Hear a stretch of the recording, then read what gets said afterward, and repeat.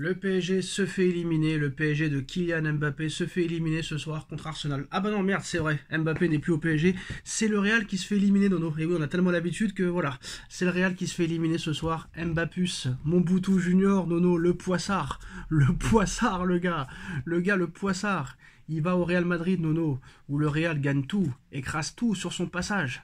Liga espagnole, Super Coupe d'Espagne, Ligue des Champions à tout va, et le mec débarque au Real Madrid, Nono, déséquilibre toute on va dire la colonne vertébrale du Real Madrid. Bellingham, qui était sur un nuage et qui prétendait au Ballon d'Or au poste de faux numéro 9, a été replacé à un poste qui n'est pas le sien. Vinicius, on ne le reconnaît pas. Rodrigo, on le reconnaît pas, et à l'arrivée, le caprice de Pérez, Nono, a fait très mal au Real Madrid, qui se fait sortir dès les quarts de finale de Ligue des Champions. Le Real Madrid, Nono, ne s'était plus fait éliminer avant les demi-finales depuis l'année 2009. C'était contre l'Olympique Lyonnais, la première année de Benzema et Cristiano Ronaldo. Le Real Madrid, c'était toujours minimum demi-finale, au grand minimum, Nono, depuis plus de 15 ans. Et Mbappé a réussi l'exploit de rejoindre un Real Madrid qui se fait éliminer dès les quarts de finale de Ligue des Champions par un Arsenal, Nono, quand même, on va pas se mentir. Très impressionnant défensivement, malgré ce but bête encaissé, mais très beau travail d'Arteta. Ça va être très compliqué pour le Paris Saint-Germain. D'ailleurs, deux bonnes nouvelles, 2 suspendus du côté d'Arsenal. Thomas Partey, Nono, titulaire indiscutable, et un autre joueur qui sera suspendu, dont je n'ai pas retenu le nom. Mais Nono, quand tu vois le Real Madrid éliminé dès les quarts de finale, terminer la corruption, terminer l'avantage arbitral, terminer la chance, terminer Ancelotti, Pérez qui a foiré son mercato, qui a foiré son recrutement, qui n'a pas remplacé Toni Kroos, qui n'a jamais remplacé Benzema, qui n'a jamais remplacé Dani Carvajal alors qu'il savait qu'il allait être indisponible toute la saison. Alaba qui revient avec 3 ans de blessure. Militao blessé toute la saison, il ne le remplace pas non plus. Il a cru que la chance allait durer indéfiniment. Et ça n'a pas duré. Quel est ton premier ressenti, Nono, après l'élimination du Real Madrid ce soir ? Tout d'abord, un coup de chapeau à monsieur Le Texier, qui s'est pas laissé impressionner. Très très bon arbitrage ce soir. Bravo monsieur Le Texier, et continuez comme ça, même en Ligue 1. Bon, maintenant on va parler du match. C'est la défaite de qui? C'est la défaite de monsieur Pérez. Et ça doit nous rappeler des souvenirs à nous du PSG. Ça nous rappelle des souvenirs. Tu peux pas déséquilibrer une équipe comme ça et tout mettre sur un seul joueur. Et voilà ce qui arrive. Voilà ce qui arrive. Le Real m'a fait penser au PSG d'avant. Voilà, les stars ont disparu, plus de stars, ils veulent pas courir. Mbappé en faillite totale. Quand je vois l'article que j'ai lu dans l'équipe ce matin, De Gaulle qui disait Mbappé joue le Ballon d'Or ce soir, mais je sais pas où il a vu ça. Même s'il avait mis un triplé ce soir, mais il est loin du Ballon d'Or cette année. Voilà, une équipe tout à refaire, à reconstruire. Et voilà, il aurait dû demander des conseils à Nasser. Il aurait dû lui dire ce qu'il faut pas faire. Voilà. Aussi fort un joueur soit-il, tu peux pas tout mettre sur un joueur. Et la preuve, il a plus une thune. Mbappé, plus les travaux de Bernabeu, il avait même pas les moyens d'acheter un latéral. Voilà, sors les sous, Pérez. Il y en a marre des achats gratuits. Voilà. Il y a un truc que je voudrais savoir, Nono, parce que là on dit Mbappé est parti du PSG, c'est la meilleure chose qui soit arrivée au Paris Saint-Germain. Là on dit que Mbappé au Real Madrid a complètement déséquilibré l'équipe, et ça s'est vu que le Real est en train de perdre la Liga espagnole. Le Real a perdu la Super Coupe d'Espagne contre le Barça, et le Real se fait éliminer de la Ligue des Champions. Mais moi j'ai une question très intéressante, Nono. Mbappé il doit faire quoi alors? Ça veut dire que il faut qu'il arrête sa carrière? Il faut qu'il arrête sa carrière? Non, on n'en est pas là, on va pas dire maintenant c'est une truffe. Non mais faut qu'il fasse quoi? Si c'est un problème au PSG, c'est un problème au Real Madrid. Si c'est un problème au PSG et au Real Madrid, il faut qu'il aille où? Faut qu'il joue comment? Déjà faut que le melon il descende de 90 degrés. Déjà le melon, faut qu'il apprenne une fois pour toutes que le football c'est un sport collectif, c'est pas un sport individuel. Lui, il s'est pris pour les Brown James. Eh oui, mais c'est pas la NBA, mon grand. Et puis voilà, c'est tout. Et il faut qu'il apprenne à défendre. Voilà, chose qu'il fait jamais. Et résultat des courses, Bellingham qui défend plus, Vinicius qui défend plus, les quatre fantastiques ont disparu ce soir, Rodrigo qui défend plus non plus. Alors pas plus tard que l'année dernière, même si leur football me plaisait pas, ils défendaient comme des chiens ces mecs-là. Voilà. Donc, non, ils ont dit, non, nous, on court pas pour les autres. Voilà. Ça me fait penser un peu à l'époque Messi, Neymar, Mbappé au PSG. Voilà. C'est tout ce qu'il faut qu'ils fassent, qu'ils se remettent la tête à l'endroit.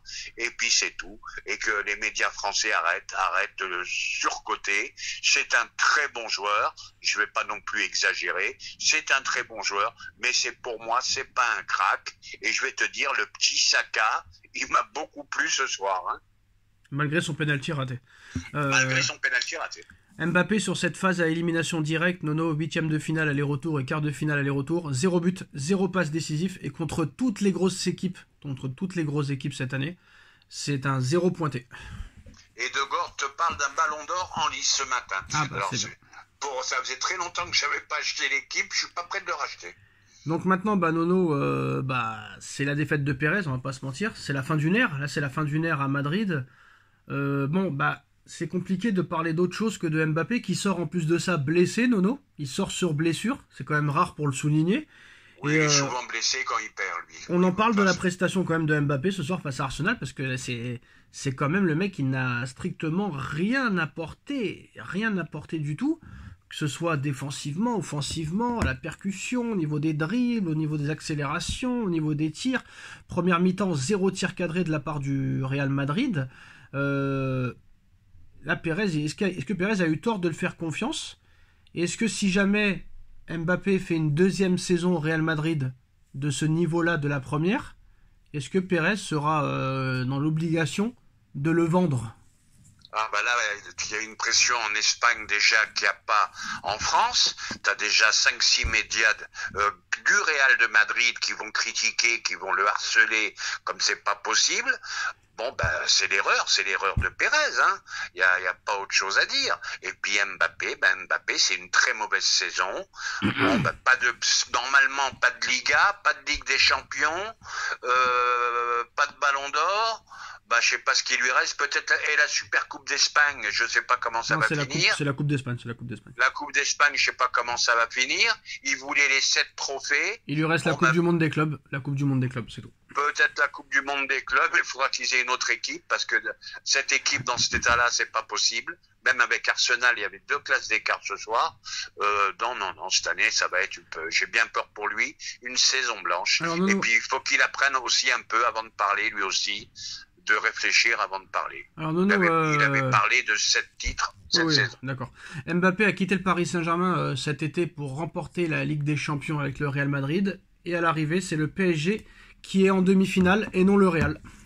Et voilà, comme quoi que ça peut tourner dans le football, comme quoi ça peut tourner, et comme quoi, heureusement que finalement il n'a pas signé. Regarde jusqu'où était prêt à aller Nasser, regarde jusqu'où il était prêt à aller. Là, il doit pousser un grand ouf de soulagement, le mec, hein, parce que aussi riche qu'il soit le Qatar, là c'était vraiment plus un incident industriel, c'était un. Là ce soir c'était l'orgie ce soir, mais je pense que là le Mbappé va être énervé et demain tu vas entendre encore nouvel élément dans la plainte de Mbappé envers le PSG, naninana. Donc quoi qu'il en soit, le PSG ira donc plus loin en Ligue des Champions que Kylian Mbappé et son Real Madrid cette saison. Après Nono, franchement, il y a beaucoup de choses à changer du côté du Real. Là, le Rudiger, il a pris un gros coup. Il n'y a pas de banc. Voilà, il n'y a pas de banc. Il n'y a pas de banc du tout dans cette équipe. Il y a beaucoup trop de blessés. Militao, ça fait 2 ans qu'il est blessé. Alaba, ça fait 2 ans qu'il est blessé. Carvajal qui enchaîne les blessures aussi. Modric, avec tout le respect que j'ai pour lui, il va falloir qu'il s'en aille maintenant, lui aussi c'est terminé. Là il y a un gros chantier et on n'est pas sûr que le Real revienne très fort l'année prochaine s'il recrute pas, le gars. Pérez qui veut pas mettre d'oseille, qui veut tout acheter des joueurs libres. Ça lui coûte quand même de l'oseille en prime à la signature, je suis d'accord, mais ça coûte quand même moins cher que les transferts. C'est une équipe à reconstruire complètement. Alors Nono, Arsenal Paris Saint-Germain en demi-finale de Ligue des Champions. On a déjà affronté Arsenal en groupe, en match de classement cette saison. Ça n'était pas du tout la même équipe du Paris Saint-Germain. Dembélé n'avait pas joué, qui avait été mis de côté, sanctionné par Enrique. Il n'y avait pas Kvaratskhelia. Il y avait un Barcola en méforme. Il y avait Doué qui ne jouait presque pas. Là, on va retrouver Arsenal, Nono, avec Dembélé, Doué, Kvaratskhelia, des joueurs qui n'étaient pas là, par exemple, lors de cette défaite de 2-0 au mois de novembre. Qui tu vois arriver en finale? Les pendules sont remises à zéro. Hein. Bon, là, il faudra quand même un autre PSG que ce qu'on a vu hier. Déjà, première chose. Deuxième chose, petit avantage pour moi. Il y en a qui disent que c'est pas un avantage. Malgré tout, moi, je pense avec un gros public, une grosse pression, le match retour à la maison, c'est un gros avantage pour moi. Et donc, il faudra faire attention là-bas à Arsenal. Et puis, bon, c'est jouable. Moi, attention, Arsenal, grosse équipe quand même. Hein. Je mettrais bien 50-50 là pour l'instant. Alors, si on veut être tout à fait objectif, Paris a et de loin, une meilleure attaque qu'Arsenal. Mais Arsenal a, et de très loin aussi, une plus grosse défense que le PSG. D'accord avec toi, milieu de terrain égal, deux beaux milieux de terrain. Bonne nouvelle, Nono, Thomas Partey sera suspendu au match aller au parc. À Arsenal, pardon. Ça, c'est un coup dur pour eux, ça. Thomas Partey suspendu. Je crois qu'il y a un deuxième joueur dont je n'ai pas retenu le nom qui sera aussi suspendu. Donc il y a 2 joueurs potentiellement qui sont suspendus pour le match aller. Et Thomas Partey, c'est pas n'importe qui. Hein. C'est l'un vraiment des piliers du milieu de terrain de Arsenal. Et le match retour se passera au Parc des Princes. C'est ce que je t'ai dit, c'est peut-être l'avantage qu'on va avoir cette année. Le match retour au Parc des Princes, une ambiance de feu, le parc en folie, ça peut faire beaucoup de choses. On l'a vu à Aston Villa, on l'a vu au Real ce soir. Le gros public, ça fait mal quand même. Hein. Donc il va falloir jouer, essayer d'avoir un résultat là-bas, pourquoi pas gagner. Et après, il faut tout mettre. Hein. Ouais, mais ça va quand même être compliqué parce que défensivement, ils sont très forts. Mais c'est ce que je t'ai dit, il faudra un autre PSG que ce qu'on a vu hier, hein. Ça c'est sûr. De toute façon, c'est simple, là, ce qui est bien, c'est que tu joues contre une équipe, Nono, que tu as déjà affrontée cette saison. Donc tu sauras ce qu'il faudra pas faire comme à l'aller. C'est quand même des entraîneurs qui se connaissent bien, c'est deux Espagnols, donc ça se connaît très bien. Non, il y a un coup à jouer, mais c'est vraiment du 50-50. Et que Thomas Partey, Nono, soit suspendu au match aller, faut le retenir.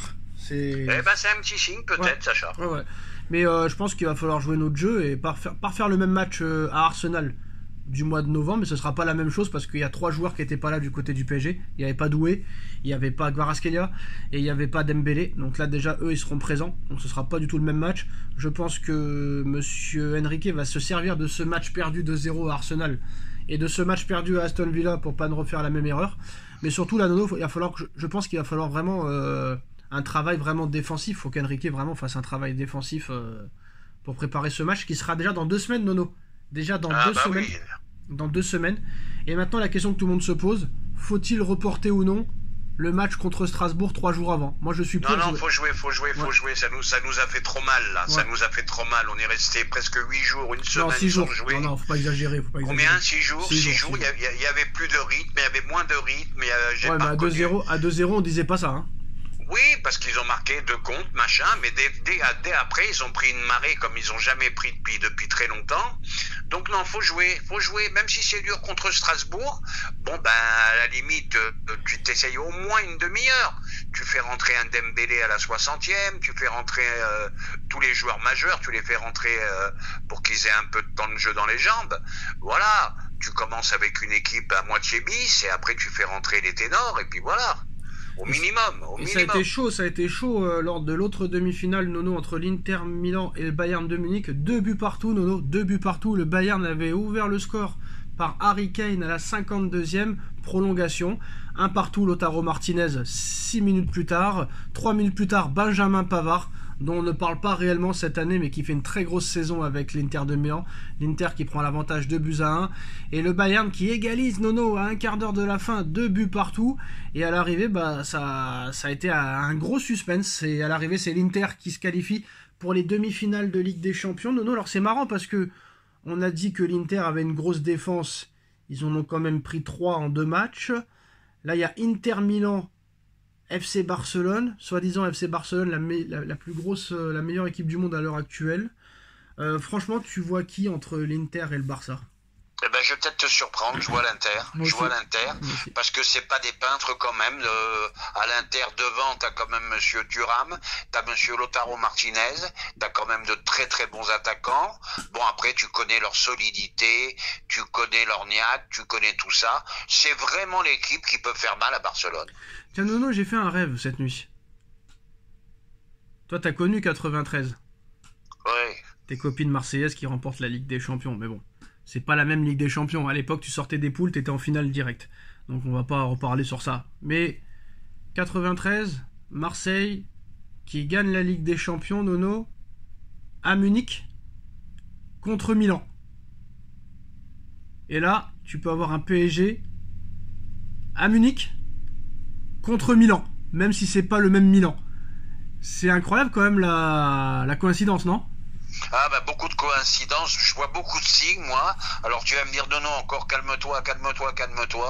Bah je vais te dire franchement le fond de ma pensée. Et ben Mbappé s'en va au Real, le PSG va gagner la Ligue des Champions. Oula, je sais que calme-toi. Oui bah voilà, je sais que tu allais me dire non calme-toi. Ça va être très compliqué, ça va être très compliqué dans 2 semaines. Ça va être compliqué mais je vois plein de signes. Voilà, je suis très confiant. Ouais, ça va être compliqué quand même contre Arsenal, là, je vais vous dire la vérité. Ça va pas être du gâteau. Il va falloir un grand PSG, là, on est d'accord. Un PSG efficace, un grand PSG, et surtout défensivement. Il va falloir que le PSG défende comme à Liverpool. C'est simple, hein. Voilà. Et j'espère qu'on aura le même Donnarumma depuis 2-3 matchs. Ouais, par contre, il y en a un qui me fait peur. Moi, j'ai beaucoup aimé le comportement des joueurs après le match, Nono. Un Dembélé qui a dit qu'il faut être très exigeant, qui a pas du tout aimé la deuxième mi-temps. Je suis pas content, on s'est relâché. Le mec, on lui remet l'homme du match, il est pas content. Enrique, en conférence de presse, il a dit que ce match va nous servir pour pas refaire les mêmes erreurs. Il y a eu un excès de confiance hier et il faudra pas réaliser ça dans le futur. Vitinha aussi qui a été très très pragmatique. Le seul Nono qui avait le sourire l'année dernière, bah j'ai pas envie de dire le tocard parce qu'il est sympathique, mais un peu le perdant quand même. Le seul qui avait vraiment le sourire, même Doué avait pas le sourire. Et on a vu quand ils sont rentrés d'Angleterre hier, Nono, il y a une centaine ou 200 Parisiens qui les ont attendus à l'aéroport. Et on a vu qu'ils se sont arrêtés, mais ils n'avaient pas le grand sourire. Et le seul qui avait le sourire, que ce soit en zone mixte ou que ce soit devant les supporters, c'était Marquinhos, Nono. Un peu le perdant. Et moi, c'est lui qui me fait peur. Eh ben, je vais te dire pourquoi il avait le sourire, Marquis. Il n'a pas été loin de passer encore d'une grosse catastrophe. C'est ça. Donc, je pense qu'il a soufflé, c'est pour ça qu'il souriait, parce qu'il est conscient qu'ils sont passés pas très loin. Non, c'est pas ça, moi je suis pas d'accord avec toi, Nono. Moi je pense qu'il est content parce qu'il a tellement vécu de traumatisme que là ça lui fait du bien d'être en demi. Mais que malheureusement, l'année dernière on l'a vu contre Dortmund, il a été absent de match aller au match retour, il a pas été bon du tout. Et là j'ai encore peur que ça se fasse la même chose contre Arsenal. Et moi je pense que c'est un peu le maillon faible du PSG cette année. Et on a vu que quand un Marquinhos est bon, un Pacho est bon. Quand un Marquinhos n'est pas bon, un Pacho a coulé. Et hier, tout le monde a avoué que Pacho n'a pas été bon hier. Malgré que... Voilà. Marquinhos, il dépeint sur les autres, malheureusement. C'est ça son problème. Voilà. Donc, comment on fait alors ? Comment faire ? Il faut souhaiter un très très bon Marquis et un très bon Pacho. Et les choses se remettront en ordre. Par contre, Nono, tu m'as charrié parce que je t'ai dit Saliba c'est un monstre, mais Saliba il a fait une erreur. Bon. Je t'ai charrié, bien sûr que c'est un monstre. Mais par contre, Nono. Mais pour te dire. Vas-y. Pour te dire tout simplement, juste quand tu m'as dit c'est un monstre, il fait une putain de toile, le mec. Ouais. C'est pas possible. Mais Nono, t'imagines un Saliba Pacho en défense centrale l'année prochaine ? Ah, ça ferait très mal, hein. Mais Saliba, là, il faut sortir l'oseille. Hein. Oh bah attends, quand tu mets 90 millions sur Kolo Muani et 90 millions sur Ramos, Nono, tu peux en mettre 180 sur Saliba, t'as plus peur, hein ?